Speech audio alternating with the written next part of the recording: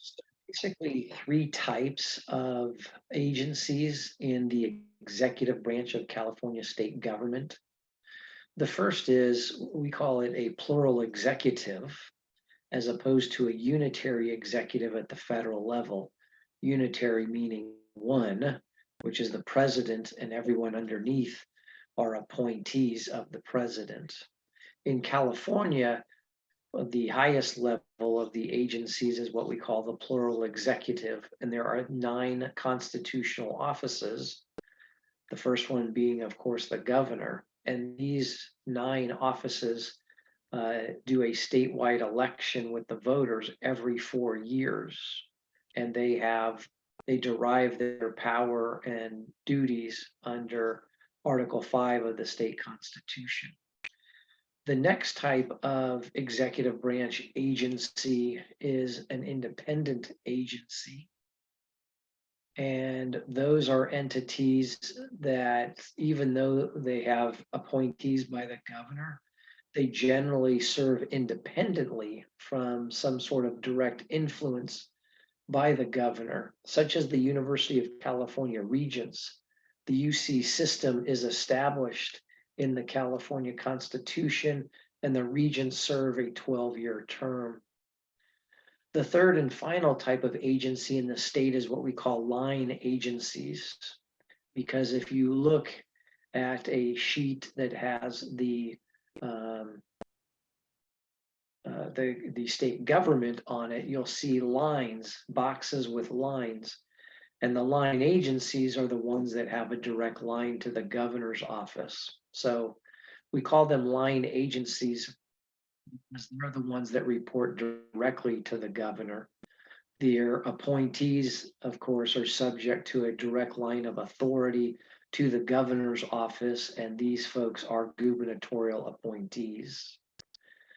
There are a handful of line agencies because the agency sits at the top. In fact, the agency secretaries are members of the governor's cabinet.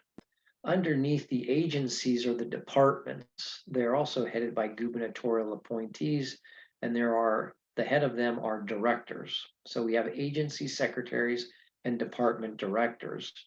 And then underneath the departments, we have boards and commissions, councils, and things like that. So again, the agencies are at the highest level, and they have a second in command, an undersecretary, and they also have one or more gubernatorial appointees who are called deputy secretaries or assistant secretaries. And then again, under these agencies are quite a few departments headed by the department director. And then underneath them is the chief deputy director, and gubernatorial appointees are usually several deputy directors. So just like the agency appointees, the department appointees are also political appointments by the governor and subject to confirmation by the California State Senate. Now, these boards and commissions are usually headed by an executive officer or a board, all of whom are generally appointees of the governor. And these individuals usually report to a particular department, many of whom are subject to confirmation by the state Senate after their appointment by the governor. And in most instances, these agencies, departments, boards, and commissions have rulemaking authority. In fact, there are over 200 of them in California state government. Many of them also have enforcement authority over individual licensees or entities, such as professions, occupations, and it runs everything from barbers and cosmetologists to the funeral industry.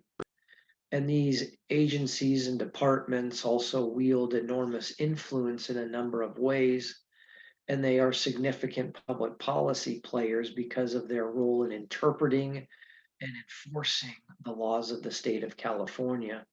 Like their federal counterpart, the entities that make up the executive branch of California state government are part of the state government, And they are basically in charge of running the government on a day-to-day basis. And as I mentioned, have a number of different entities from the agencies all the way down the line.